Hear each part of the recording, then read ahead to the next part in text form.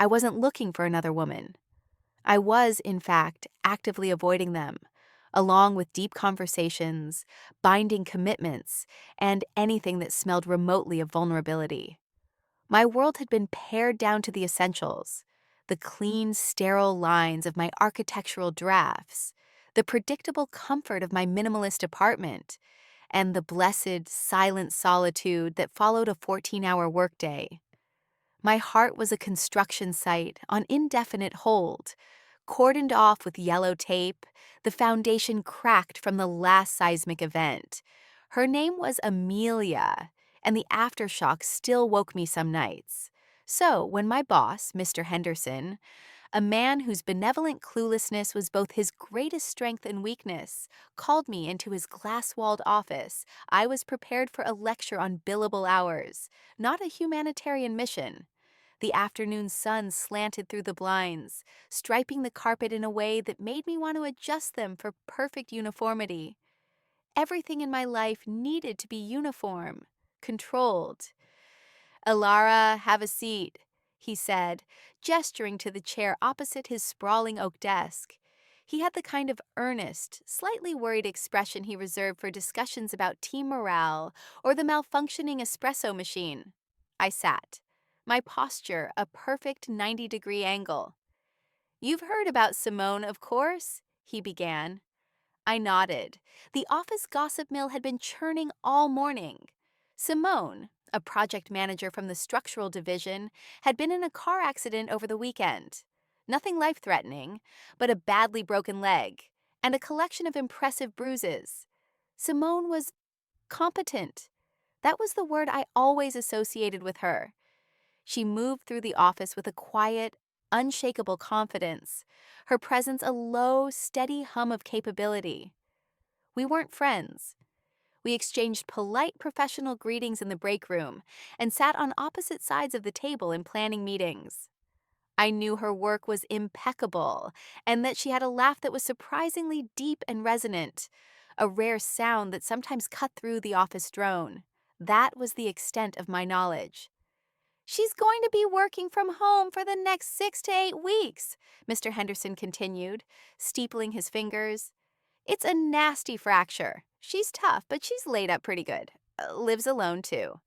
I, I saw where this was going. The air in the room suddenly felt thin. I mentally scrolled through my list of viable excuses. A sick cat? A sudden, urgent need to regrout my bathroom tile? The thing is, he leaned forward, his voice dropping conspiratorially. "She's going to need a hand, just with work stuff mostly. Dropping off physical blueprints, picking up samples, and, he waved a vague hand.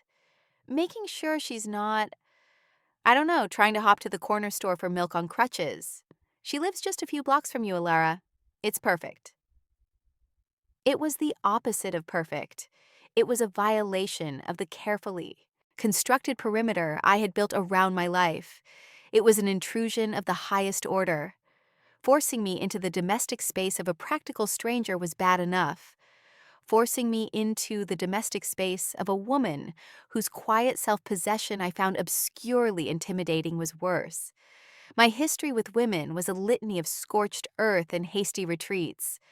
I had promised myself a period of convalescence, a long, monastic silence. "I thought you could be her official work liaison," he said, beaming, clearly proud of his managerial acumen. "Check in on her every couple of days. Take her the new schematics for the waterfront project. It would be a huge help to me and to her. She'd never ask, of course. Too proud." My own pride was a bitter pill on my tongue. To refuse would make me look cold, unfeeling, not a team player. In our meticulously curated corporate culture, that was a cardinal sin. I was trapped. The walls of his office, the very glass I had admired for its clean geometry, felt like they were closing in. "Of course, Mr. Henderson," I heard myself say, the words tasting like ash. "I'd be happy to help." He clapped his hands together. "Fantastic. I knew I could count on you. She's a great gal, Simone. You two will get along famously." I doubted that. Getting along famously required an emotional bandwidth I no longer possessed. As I walked back to my desk, the sterile white walls of the hallway seemed to mock me. I was being deployed into a situation I was uniquely unqualified for, the care and keeping of another person. A person whose resonant laugh was, if I was being honest with myself, the kind of sound that could unravel a woman like me, thread by painful thread. And I had just run out of thread. The first visit was an exercise in clinical detachment. I texted ahead, my message concise and stripped of all warmth. This is Alara Vance from the office. Mr. Henderson asked me to drop off the revised plans for the waterfront project. I can be there at 6 p.m. Her reply was just as brief. Sounds good. Apt 4B. Her building was an old brick pre-war, the kind with a wrought iron gate and a small, slightly overgrown courtyard. It had character, a lived-in soul that was the architectural antithesis of my own glass and steel high-rise. It felt personal. I hated it already. When she opened the door, she was leaning heavily on a pair of metal crutches. Her left leg was encased in a massive blue cast from her toes to her thigh. She was wearing a soft gray t-shirt and loose-fitting pajama pants, a far cry from the sharply tailored blazers and trousers she wore at the office.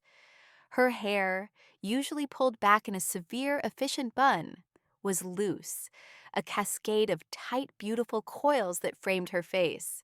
Without the armor of her professional attire, she looked softer, more vulnerable, and infinitely more dangerous. "Vance," she said, her voice a little rough. "Come on in." She navigated the short distance to her sofa with a practiced, if weary, grace. I stepped inside and closed the door behind me, my senses immediately overwhelmed. My apartment smelled of glass cleaner and nothing. Hers smelled of something warm and earthy, like sandalwood and old books, and something else, something uniquely her. The walls were a deep teal, covered in framed photographs and shelves overflowing with books stacked horizontally and vertically. A massive fiddle leaf fig stood in the corner, its leaves glossy and green. The entire space was a testament to a life lived with texture and warmth and color. It was chaos. It was beautiful. "You can just put those on the coffee table," she said, gesturing with her chin as she settled onto the couch, propping her cast up on a mountain of pillows. I did as she asked, placing the rolled-up blueprints on the worn wooden surface. The silence that followed was thick and awkward. I stood there, clutching my messenger bag like a shield. I had completed my assigned task. I should leave. "Henderson strong-armed you into this, didn't he?" she asked, a flicker of something, amusement, annoyance, in her dark eyes. "He presented it as a unique opportunity for interdepartmental synergy," I said, my voice flat. A small smile touched her lips, a brief surprising flash of warmth. "Right, synergy, is that what we're calling it?" She shifted, a quiet wince crossing her features as the movement jarred her leg. Do you need anything?" The question slipped out, a traitor to my resolve. Her eyes met mine, and for a second, her guard was down. I saw a flicker of exhaustion, of pain, of the sheer frustration of being trapped and dependent. "I'm fine," she said, the words too quick, too sharp. Her pride was a fortress, and I was an unwelcome visitor at the gate. "Okay," I said, backing toward the door. "Well, I'll let you know when the samples from the textile supplier come in." "Thanks," she said, her gaze already drifting to the blueprints on the table, a clear dismissal. I let myself out, the scent of her apartment clinging to my clothes. As I walked down the hallway, I felt a strange mix of relief and an unsettling, unfamiliar pang of something I refused to name.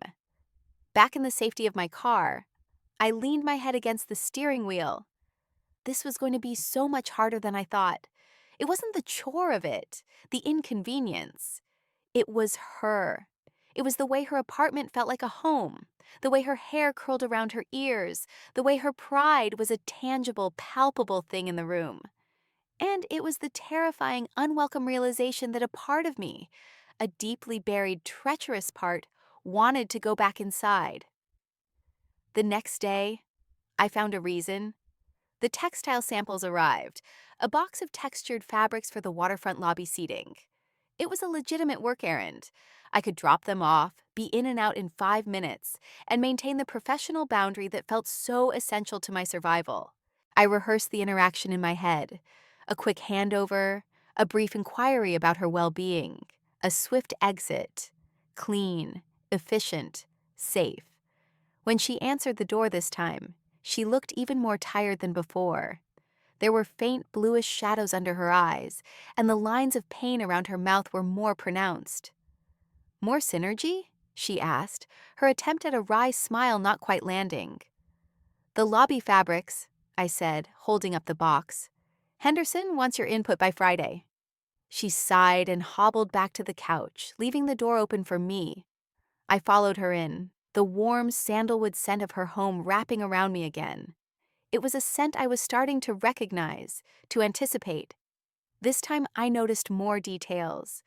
A half-finished mug of tea on a side table, the spine of a poetry book peeking out from under a cushion.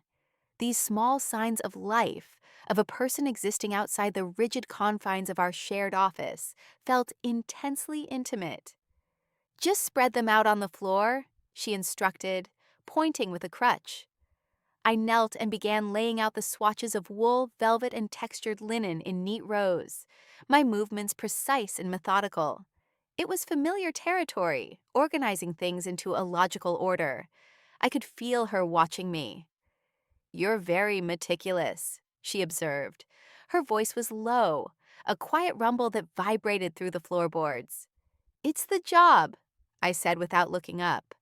"I don't think so," she countered softly. "I've seen your drafts. The precision isn't just in the lines, it's in the intention behind them. You think in grids, don't you, Vance?" I finally looked up at her. She was studying me with an unnerving intensity, her head tilted slightly. No one at work had ever commented on my work with that kind of insight. They saw the result, the clean final product. She seemed to see the process, the mind that created it. "It helps to impose order on things," I said, the admission feeling like a crack in my facade. "Or to keep the chaos out," she murmured, almost to herself. Her perception was a spotlight, and I felt suddenly, uncomfortably exposed. I quickly turned my attention back to the fabric swatches, my heart hammering against my ribs. We spent the next 20 minutes discussing the merits of a charcoal gray wool versus a deep navy velvet. The conversation a safe harbor of professional obligation. But the undercurrent was there. She had seen something in me, a piece of my carefully guarded interior, and had named it. As I was packing the samples back into the box, my hand brushed against a stack of large matted prints leaning against the wall, partially hidden behind the fiddle leaf fig. One of them slid sideways, revealing the image. It was a photograph, a stunning black and white shot of a single gnarled tree silhouetted against a foggy sky. The composition was breathtaking, stark and lonely, yet resilient. It was full of a quiet, profound emotion. "Did you take this?" I asked, my voice softer than I intended. Simone was silent for a moment. "A while ago," she said finally, her tone guarded.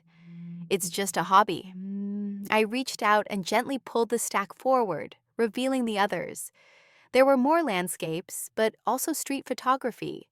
A child's face reflected in a puddle, an old man's hands resting on a cane, the blurred motion of a subway car pulling away from the station. They were incredible. Each one captured a fleeting, intimate moment with an artist's eye. They were filled with a deep, soulful empathy. This was a side of the hyper-competent, unflappable Simone I never could have imagined. This was the source of the chaos and warmth in her apartment. It came from her. "They're beautiful," I said, the words genuine and uncalculated. "Really beautiful." She didn't answer right away. When I looked up, she was watching me with a strange expression on her face, a mix of surprise and something else I couldn't decipher. "Thank you," she said, and for the first time the word didn't sound like a polite formality. It sounded real. That night, I couldn't get the images out of my head. The competent project manager, the woman who spoke in deliverables and deadlines, contained this hidden world of artistry and feeling. The knowledge shifted something in my perception of her, complicating my desire to keep her at arm's length. She wasn't just a colleague I was forced to help, she was a person of hidden depths, and my carefully constructed grid was beginning to feel less like a fortress and more like a cage. The chaos I'd been so determined to keep out was already inside my head, and it had a name, a face, and a portfolio of heartbreakingly beautiful photographs. A routine, unwelcome at first, began to establish itself. Every other day, I would stop by Simone's apartment after work. The pretense of work liaison was wearing thin. The waterfront project was moving slowly, and there were only so many blueprints and samples to deliver. The visits became less about synergy and more about something else. I brought her groceries. I changed the ridiculously high light bulb in her kitchen ceiling. I watered her legion of houseplants, listening intently to her specific instructions for each one. "The fern likes humidity, so missed it," she'd say from the couch. "The orchid only gets 3 ice cubes once a week. Don't drown it." I learned the rhythms of her life, the small details that composed her world. I learned that she drank her coffee black, that she hated the smell of artificial lavender, and that she listened to old jazz records in the late afternoon, the mournful sound of a saxophone filling the quiet apartment. I found myself lingering, manufacturing reasons to stay. We'd talk, at first, about the inanities of office politics, but gradually, the conversations deepened, veering into the personal. We talked about books we'd read, cities we'd traveled to, the strange and winding paths that had led us both to this architectural firm in this city. I was still guarded, doling out pieces of myself like a miser. But she never pushed. She had a remarkable capacity for patience, for listening.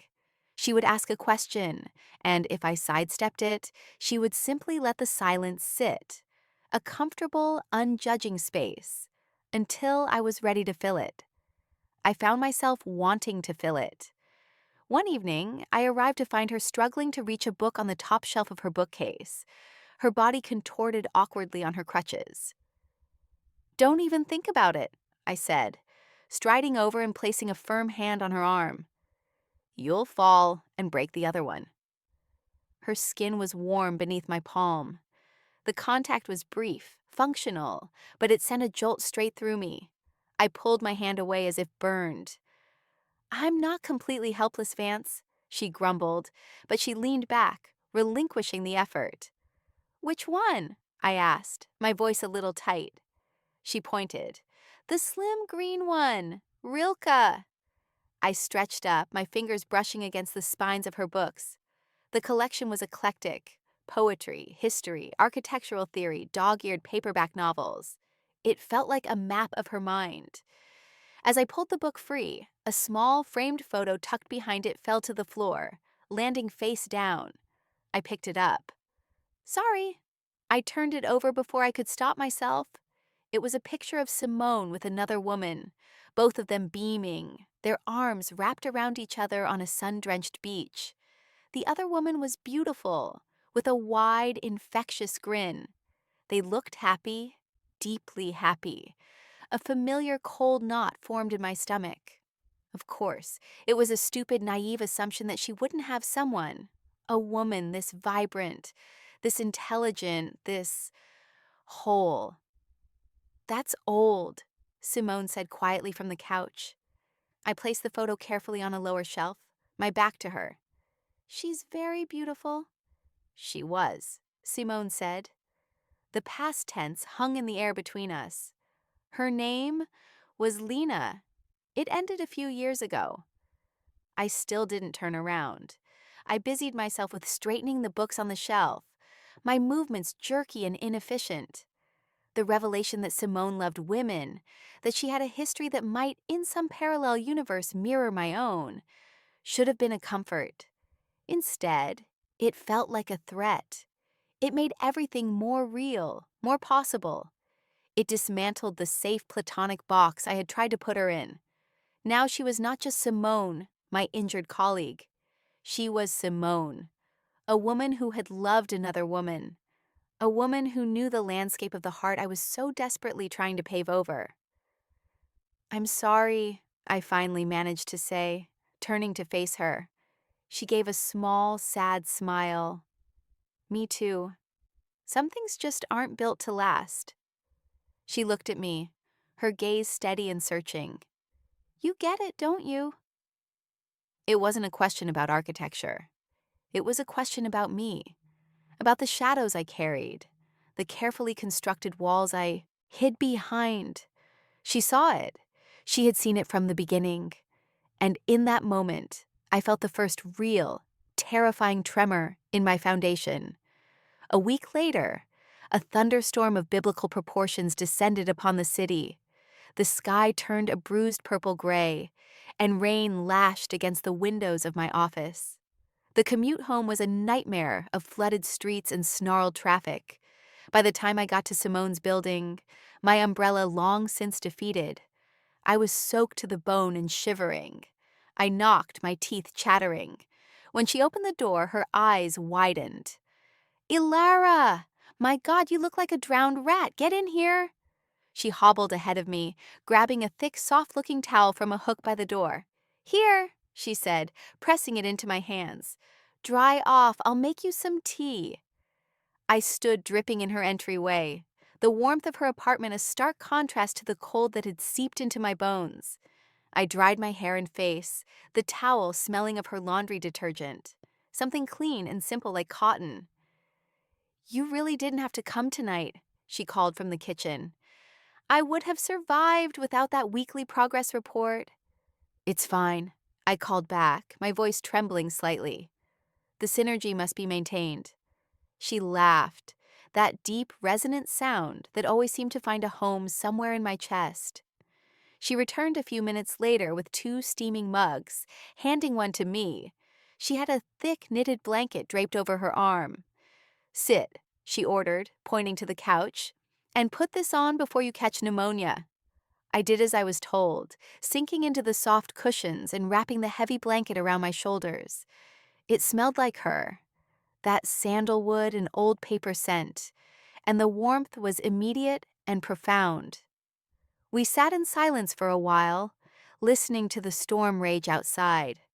The rain hammered against the glass, and the wind howled, but inside it was quiet and safe. The lamplight cast a soft golden glow over the room. "Bad day?" she asked gently, her eyes on the swirling steam from her mug. The question was so simple, so direct, and for some reason sitting there wrapped in her blanket, with the storm as a shield, the truth felt possible. "Just one of those days," I began, my voice low. "Everything feels loud, the traffic, the phones at the office, the thoughts in my own head." I took a shaky breath. "My ex, my last girlfriend Amelia, she messaged me today, for the first time in 6 months." Simone didn't say anything, but her focus on me was absolute. She was a silent, steady anchor in my personal tempest. "Just a hey, hope you're doing well," I continued, a bitter laugh escaping me. As if she didn't detonate my entire life and then walk away from the rubble. The audacity of it, it just, it knocked the wind out of me. I hadn't told anyone that. Not my sister, not my few remaining friends. I had held it all in, letting it fester. But here, in the warm, quiet space of Simone's living room, the words just came out. "She told me I was too much," I whispered, the confession hanging in the air, shameful and raw, too intense, too quiet, too everything, and that after a while my silence was louder than a scream. I finally looked at her. Her expression was full of a deep, aching empathy that undid me. There was no pity, only understanding. Some people are terrified of quiet, Simone said, her voice a soft murmur. They don't have the patience to listen to what's being said inside of it. My eyes filled with tears, hot and sudden. I blinked them back furiously, mortified. I never cried, especially not in front of other people. I'm sorry, I stammered, looking away. I don't know why I— Don't, she said, her voice firm but gentle. Don't you dare apologize for being human, Ilara. She used my first name. She had always called me Vance, our professional titles a shield between us. The sound of my own name on her lips was startlingly intimate. It felt like a key, turning in a lock I had forgotten existed. I pulled the blanket tighter around me, a shield against the sudden, overwhelming wave of emotion. The foundation wasn't just cracking anymore. It was starting to crumble, and I was terrified of what would be left standing in its place. The storm passed, both outside and in. The rain softened to a gentle patter, and the raw edge of my confession settled into a quiet, shared vulnerability between us. I didn't leave. The thought of going back to my empty, silent apartment felt unbearable. Simone didn't ask me to stay, but she didn't ask me to go either.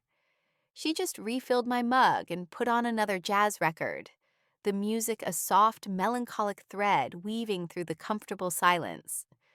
We talked more that night than we had in all the previous weeks combined.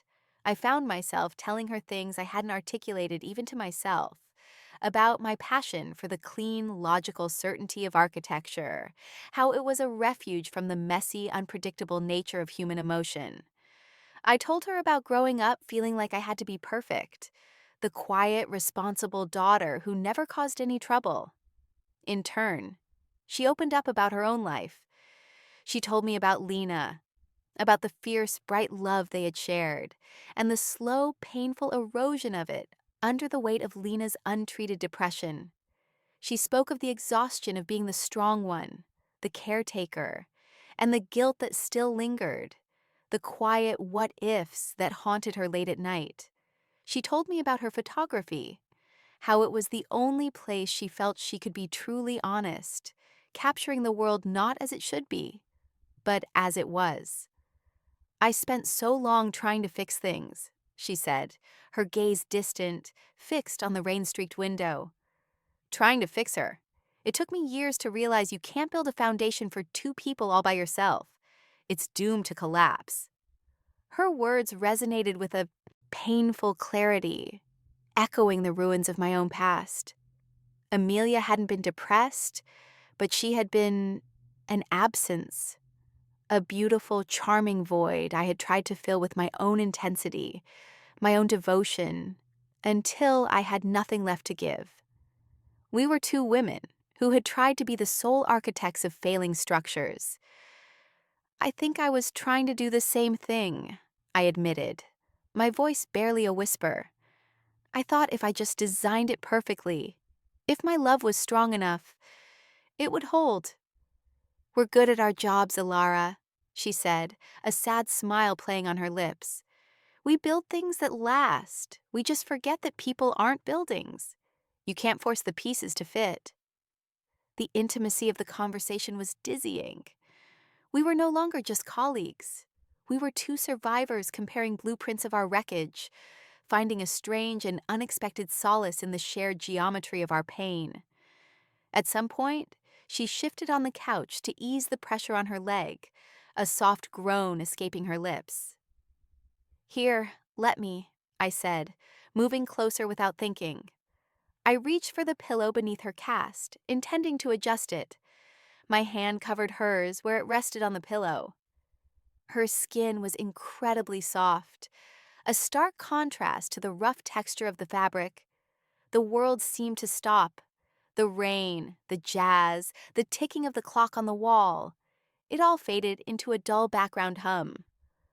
All I was aware of was the warmth of her hand under mine, the faint, clean scent of her soap, the way her breath hitched, a tiny, almost imperceptible sound.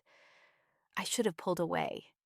My brain screamed at me to retreat, to reestablish the boundary, to flee back to the safety of my sterile, ordered life. But my body refused to obey. I couldn't move. My gaze lifted from our hands to her face. Her eyes, dark and deep, were fixed on mine. The air between us grew thick, charged with a voltage that made the fine hairs on my arms stand on end. In her eyes, I saw a mirror of my own turmoil, the same mix of yearning and fear, of caution and a desperate magnetic pull. It was a silent, terrifying conversation. The professional facade we had maintained for weeks had disintegrated, leaving us exposed and vulnerable. This was no longer about caretaking or synergy or work. This was about the undeniable elemental force that was arcing between us. Her lips parted slightly. My gaze dropped to her mouth. Time stretched, becoming thick and syrupy. The distance between us was a chasm, a breath, a universe. Every rational thought I possessed was screaming in protest, flashing warning signs from every relationship I had ever ruined or that had ruined me. Danger. Retreat. You are not built for this. You will only break yourself again. But then there was Simone. The quiet strength in her. The patience. The way she had listened to my broken pieces without trying to fix them.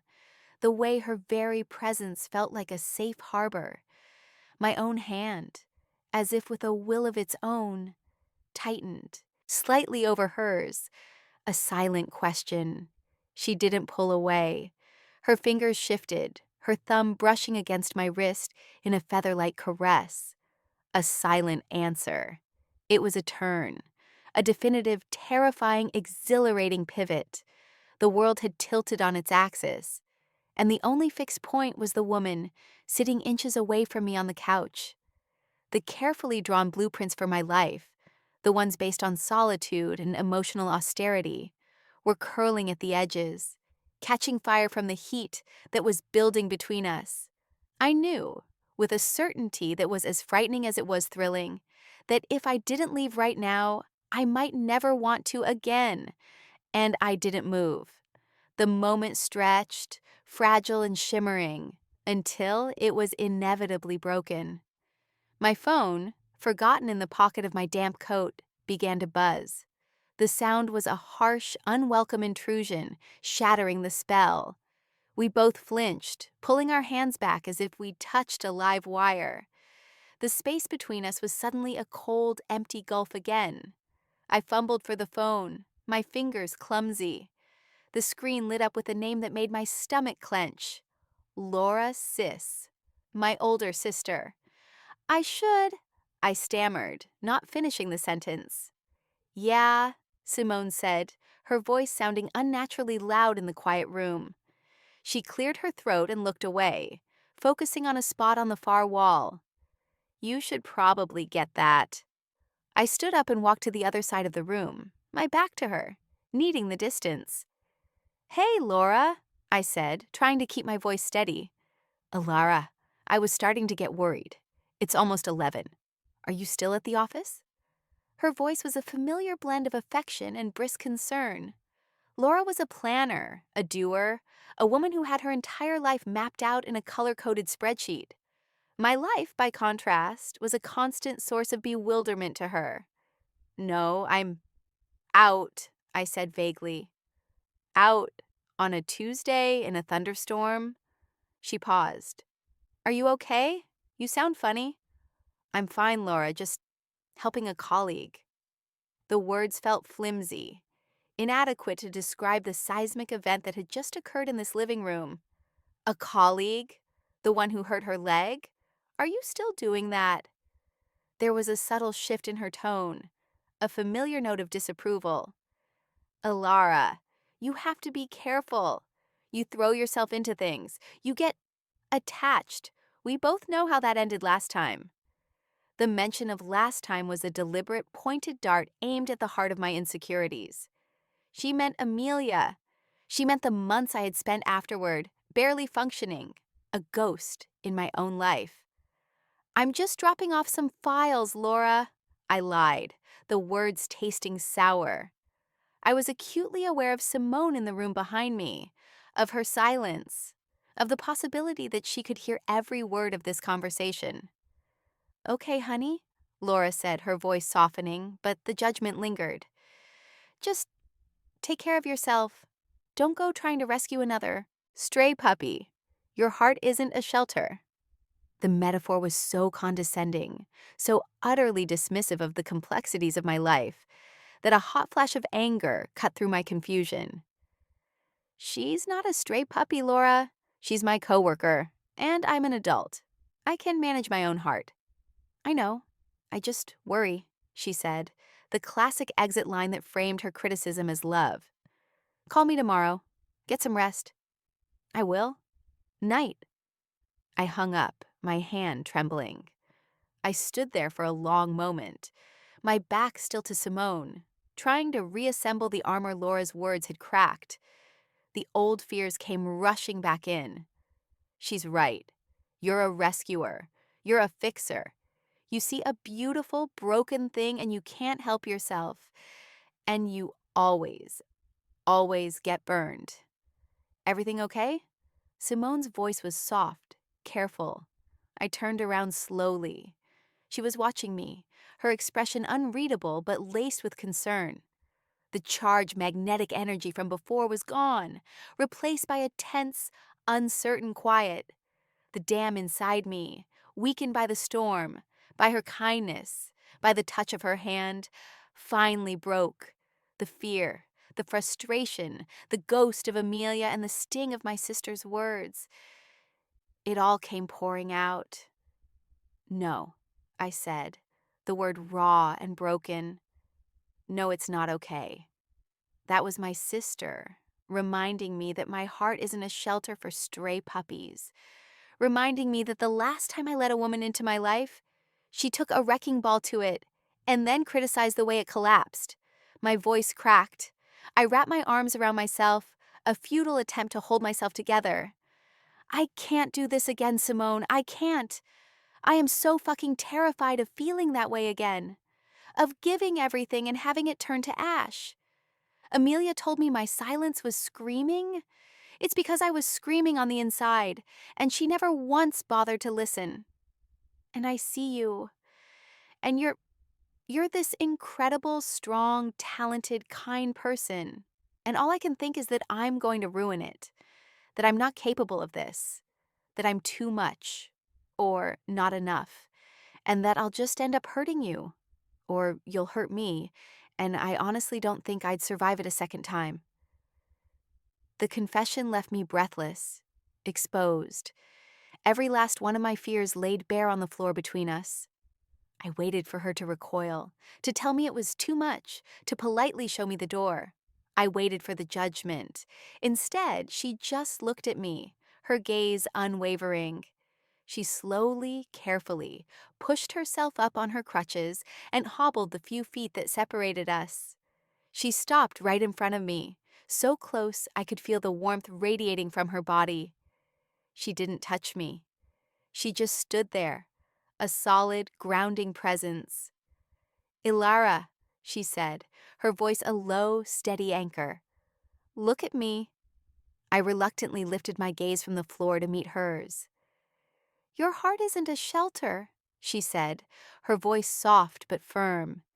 "It's a home, a beautiful, meticulously designed home with incredibly high walls, because you're afraid of who you let inside. And your silence isn't a scream, it's a language. And she paused, her eyes searching mine. I'm learning how to listen." And then she closed the small distance between us. She leaned in, her movements slow, deliberate, giving me every opportunity to pull away. I didn't. I couldn't. I was frozen, caught in the gravity of her. Her lips met mine. The kiss was nothing like the desperate, frantic kisses I had shared with Amelia. It was soft. It was patient. It was a question and an answer all at once. It tasted of tea and rain and a quiet, unshakable certainty. It was a promise of safety. It was the feeling of coming home after a long, brutal journey. All the noise in my head, my sister's voice, Amelia's ghost, my own litany of fears, went silent. There was only the gentle pressure of her mouth on mine, the soft scent of her skin, and the solid presence of her body in front of me. I brought my hands up to cup her face, my fingers tangling in the soft coils of her hair. She made a small sound in the back of her throat and leaned into my touch, her crutches clattering to the floor as she braced her hands on my shoulders to steady herself. When we finally broke apart, we were both breathless. I rested my forehead against hers, my eyes closed. The world felt different. The air in the room was thinner, clearer. "I haven't been able to think about anything else," I whispered. The confession a weight lifted from my soul. "Me neither," she breathed, her lips brushing against mine as she spoke. "From the first day you walked in here, looking like you'd rather be anywhere else on earth." A shaky laugh escaped me. Was I that obvious? "You were," she said, her own smile in her voice. "But I also saw the way you organized the fabric swatches just so, and the way you looked at my photographs. I saw you, Alara." She saw me, the real me, behind the walls and the grids and the carefully maintained silence. And she wasn't running. She was leaning in. We ended up back on the couch, tangled together in a way that was both awkward because of her cast and perfectly natural. My head was on her shoulder, her arm was wrapped around me, and the heavy blanket was draped over us both. The storm outside had finally passed, leaving behind a clean, rain-washed quiet. The jazz album had finished, and the only sound was the soft ticking of the clock and our own breathing. "This is," I started, unsure of what to say.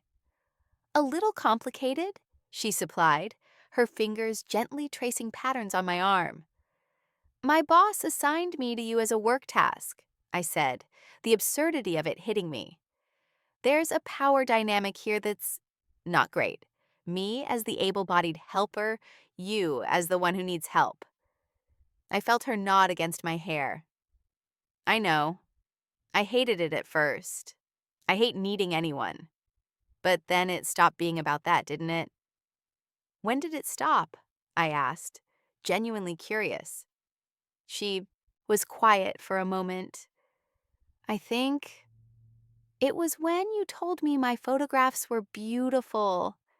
You said it like you meant it, not like you were just being polite. It was the first time you let me see a piece of the real you, without the professional armor." I thought back to my own turning point, the moment her hand had covered mine, the moment a simple touch had rewritten everything.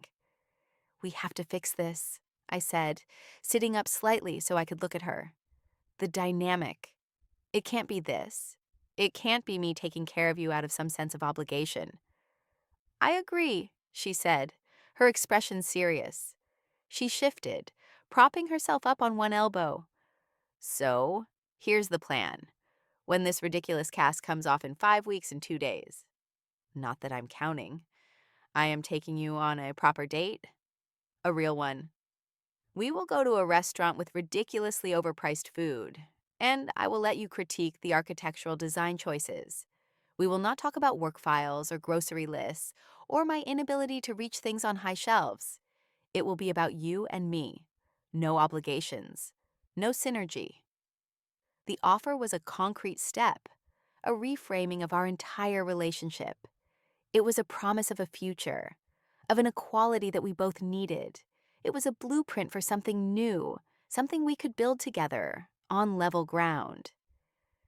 "Okay," I said, a real, unforced smile spreading across my face.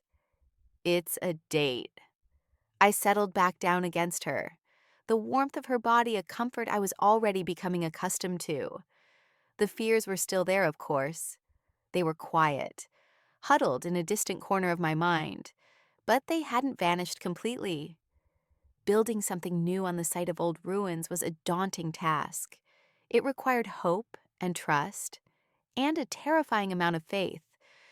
But for the first time in a very long time, looking at the woman beside me, I felt like I might just have enough of all three. The night wasn't an ending, but a beginning.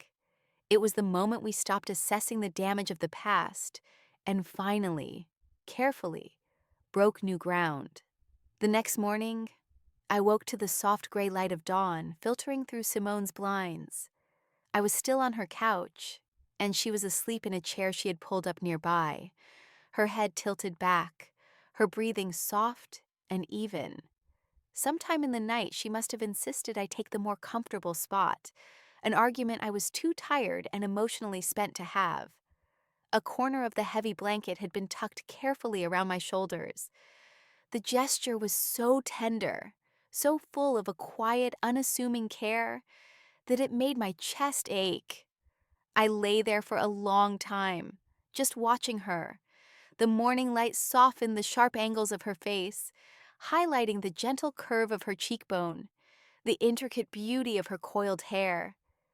In sleep, the lines of pain and tension were gone, and she looked peaceful, younger. This was the artist, the woman who saw the soul in a gnarled tree, the hidden story in a stranger's hands. This was the woman who had listened to my silence and heard a language. My life for the past year had been a study in monochrome. The black lines of my drafts on white paper, the gray tones of my apartment, the flat, colorless landscape of my own emotions. But here, in the warm, teal-colored world of Simone's apartment, color was slowly seeping back in. It was terrifying. It was exhilarating. It was hope. I slipped off the couch as quietly as I could, found a pen and a stray piece of paper on her desk, and wrote a short note. I made coffee. It's probably not as good as yours. See you tomorrow. I hesitated, then added, I'm really glad I didn't go home last night. I let myself out into the clean, crisp morning air, the city slowly waking up around me. The world looked the same, but everything felt different. The foundation inside me hadn't been magically repaired, but something new was being laid alongside the old cracks. A foundation for two. It wasn't a blueprint I could have ever designed on my own, full of unpredictable variables and terrifying possibilities. But as I walked toward my own apartment, a genuine smile on my face, I knew, with a quiet certainty that settled deep in my bones, that it was a structure I was finally willing to help build.